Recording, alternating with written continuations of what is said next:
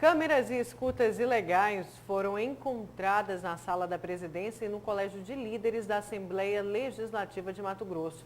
Deputados suspeitam que o esquema de arapongagem possa ter partido de dentro do próprio legislativo. Essa ação ilegal lembra o escândalo da Grampolândia Pantaneira que ocorreu aqui em Mato Grosso em 2017. E aí tem até uma suspeita aí dos parlamentares achando que esse esquema poderia ser motivado para influenciar na eleição da mesa diretora da Assembleia. Mas esse é apenas um dos assuntos aí, na entrevista ao vivo aqui no estúdio paralelo do Jornal do Meio-Dia, com o deputado estadual Lúdio Cabral, do PT. Boa tarde, deputado. Boa tarde, boa tarde. Um prazer falar com vocês aqui, remotamente. Deputado, e internamente lá na Assembleia, como é que tem repercutido essa questão aí da descoberta de arapongagem no gabinete da presidência e no gabinete do colégio de líderes? Que história que é essa aí? Pois é, muito estranho, viu, Lúcio? Já não basta a pandemia da Covid-19, a Assembleia agora tem que lidar com esse tipo de situação. Nós vamos ter uma sessão agora à tarde e muito provavelmente esse tema será debatido entre os deputados. Mas o que é preciso? Investigação com rigor para identificar os responsáveis e puni-los, porque não tem sentido o Parlamento Estadual, a Assembleia Legislativa, a sala da presidência e a sala do Colégio de Líderes ter câmera escondida, gravadores escondidos. Porque é o seguinte, né? Como é que se coloca um equipamento como esse? Porque ali é o seguinte, tem um circuito interno, né, de filmagem, não tem? A Assembleia tem isso. Eu não sei se há câmeras desse circuito dentro da presidência ou na sala do Colégio de Líderes. Mas os corredores com certeza deve ter, não é? Mas os corredores, sim. É muito estranho, né? Como é que alguém consegue entrar na Assembleia e produzir uma arte desse tamanho sem que isso tenha sido percebido. E existe uma suspeita de que possa ser lá de dentro da Assembleia não, esse Lúcio, esquema aí, deputado? Não. Que eu saiba, essa suspeita não foi levantada. O que precisa é que seja realizada uma investigação rigorosa por parte da Secretaria Estadual de Segurança Pública para identificar os responsáveis por isso. Agora, deputado, eu quero falar de um outro assunto. A gente acabou trazendo aqui uma entrevista com o presidente do Sintep, o professor Valdeir, falando dos professores interinos do Estado. A SEDUC já disse que não pode contratar esses professores sob o risco de cometer o crime de improbidade administrativa. E o que o Parlamento, a Assembleia, pode fazer por esses profissionais? Chegou-se até discutir aí um auxílio para eles, já que muitos estão passando, inclusive, fome.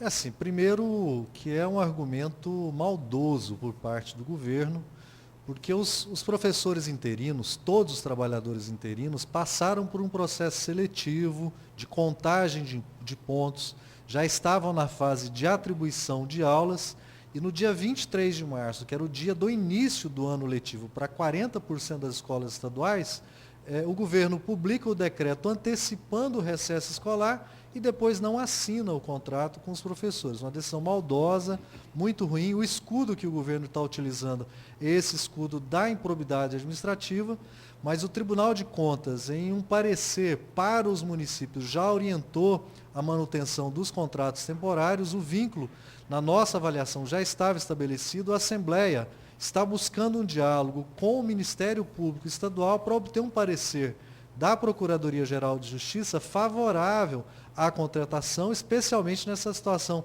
excepcional que nós temos para tirar do governo esse escudo maldoso, que é o do discurso da improbidade.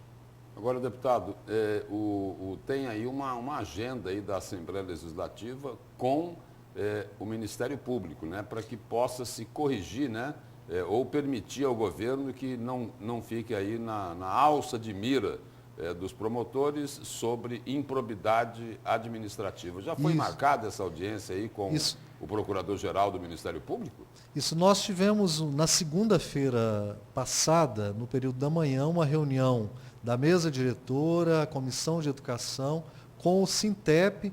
Tomamos esse encaminhamento, a mesa diretora ficou de agendar com o Ministério Público. Nós estamos aguardando esse agendamento para poder abrir esse diálogo e buscar uma solução rápida para essa situação, porque são milhares de famílias em situação de desamparo absoluto. Porque todo ano há esse processo de renovação dos contratos e os trabalhadores recebem até dezembro, depois ficam janeiro, fevereiro, voltam a receber em março. Exatamente no mês em que voltariam a receber, tiveram essa notícia por parte do governo, numa situação em que não há outra alternativa para eles buscarem para assegurar o seu sustento. Deputado, eu quero voltar ainda sobre as ações da Assembleia, principalmente diante desta pandemia. O parlamento é muito cobrado, mais ainda agora diante do coronavírus, pela população, quando se fala em ajuda e fazer a sua parte, né? Muita gente fala da verba indenizatória da Assembleia Legislativa, R$65 mil, e de que isso tudo deveria ser doado para o combate ao coronavírus. Mas ficou a cargo aí de cada deputado decidir quanto que vai dar e se vai dar. O que o senhor acha sobre isso? O senhor acredita que a Assembleia não está fazendo dever de casa nesse sentido, deputado?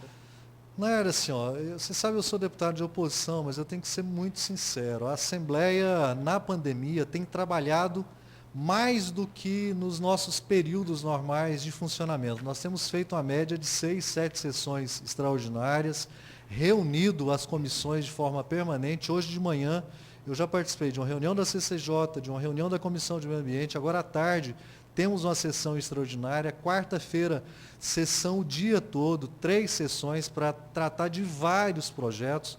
Os deputados já apresentaram mais de 30 projetos focados especialmente nessa questão da pandemia.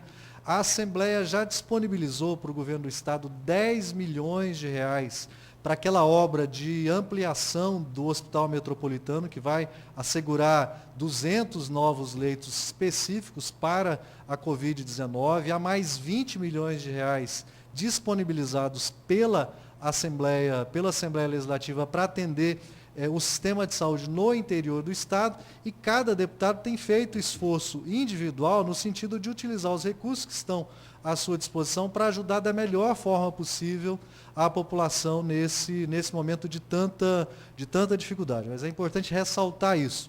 A Assembleia tem trabalhado muito nesse período da pandemia para poder auxiliar a população. Deputado, o senhor falou aí do trabalho das comissões nesse período. O senhor é integrante lá da Comissão de Saúde. Deputado, quando é que vão resolver o problema da Central de Regulação?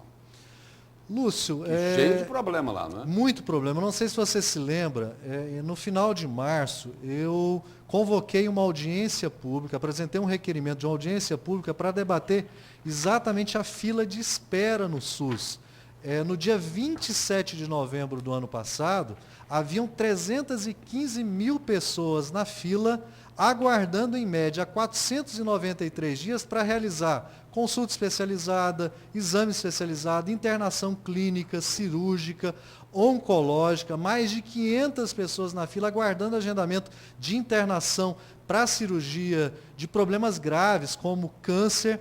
Então, nós íamos debater isso numa audiência pública no dia 6 de abril. O problema está no complexo regulador, na falta de sintonia entre a ação do governo do Estado, a ação dos municípios, um problema grave, e isso antes do advento da pandemia da Covid-19. A Central de Regulação, o senhor falava agora há pouco aí, está recusando pacientes, deputado? Não, e nesse momento pacientes agora... com câncer, inclusive?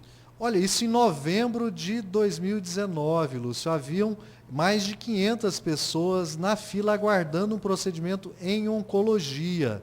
No total, em todas as áreas, 315 mil pessoas aguardando, em média, há 493 dias para realizar algum procedimento no SUS. Portanto, o nosso sistema já funciona no limite da sua capacidade e já vive um colapso que é crônico para atender toda a demanda da população. Agora, com a pandemia, com a suspensão de serviços que a gente considera eletivos, esse quadro está se agravando, infelizmente. A Comissão de Saúde, nós temos nos reunido toda semana, religiosamente, para debater a pandemia e para debater esses problemas crônicos, estruturais no nosso sistema de saúde. Há um problema adicional novo, que foi a decisão na semana passada do governador em transferir o SAMU para a segurança pública, uma medida inoportuna que exigiria um debate bem aprofundado. Então, assim, a gente tem tratado dessas pautas com todas as limitações para procurar forçar o poder público estadual, em articulação com os municípios,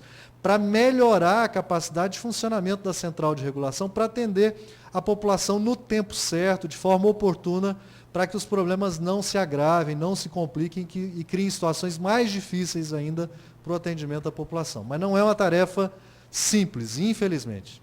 Deputado, muito obrigado pela presença e pelas informações aqui no Jornal do Meio-Dia. Eu é que agradeço. À disposição. Obrigada, deputado.